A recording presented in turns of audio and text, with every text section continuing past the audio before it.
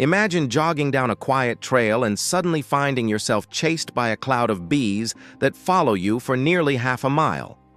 The venom is no more potent than that of a regular honeybee, but the sheer number of stings makes the encounter dangerous.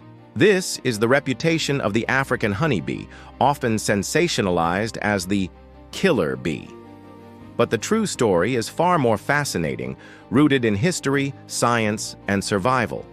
The African honeybee, scientifically known as Apis mellifera scutellata, is native to sub-Saharan Africa. In its homeland, it evolved under harsh conditions: heat, drought, predators, and constant competition. Over time, natural selection shaped a bee that reacts faster, reproduces more often, and defends itself with extraordinary intensity.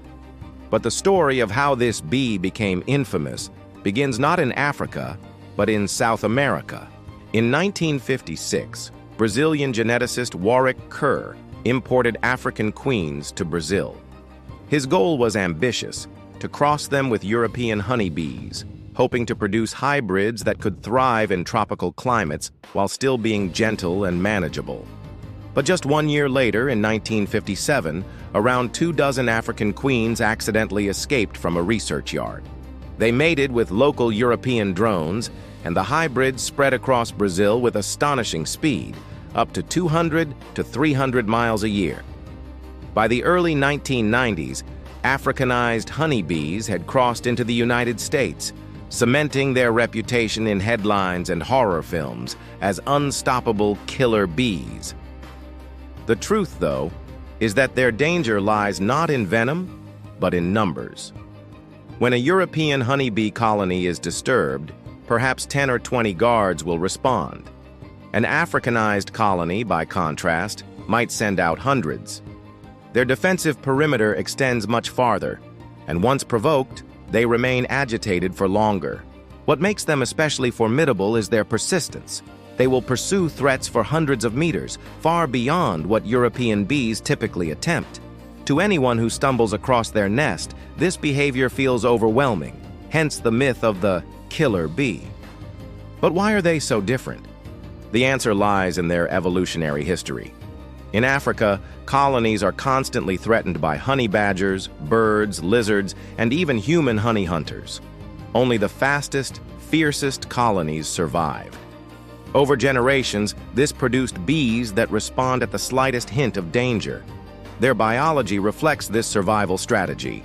Queens develop more quickly than European queens, emerging in just 14 days instead of 16, which gives them an advantage in replacing rivals.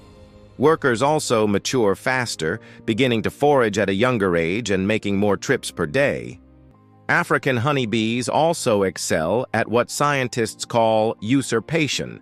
Small swarms can invade European colonies, gradually blending in by exchanging food and pheromones, until they overthrow the resident queen and replace her with one of their own. This helps explain why African genetics spread so efficiently across the Americas. Their swarming behavior is another key trait. European colonies typically swarm once or twice a year, producing a few new colonies.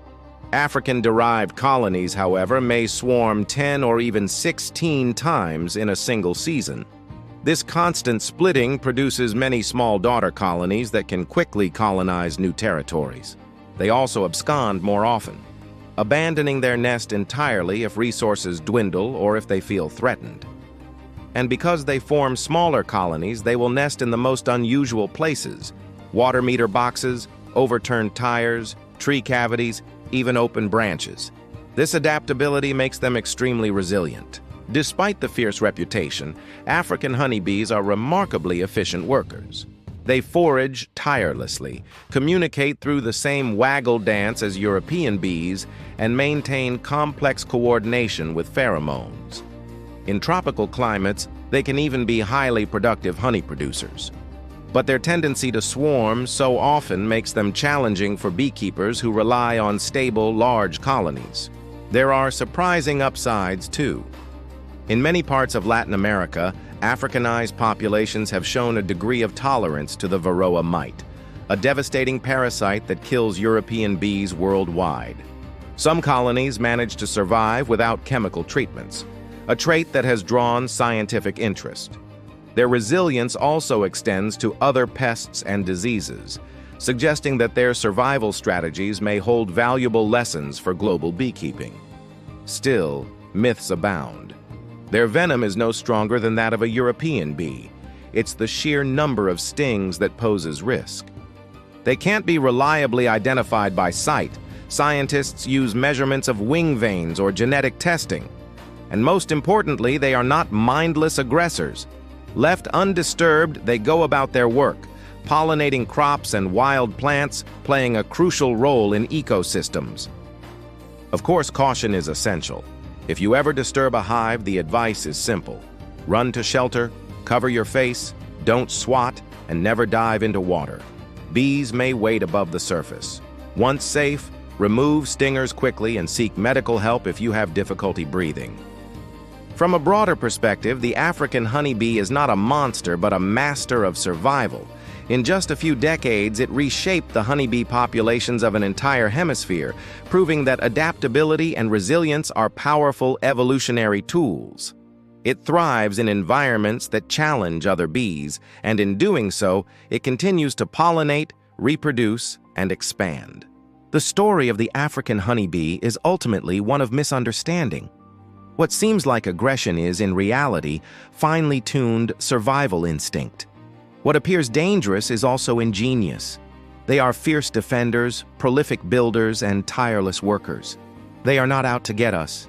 They are out to keep their colonies alive and our ecosystems blooming. So the next time you hear the buzz of a honeybee, remember, behind the myths and headlines lies one of nature's most extraordinary little engineers.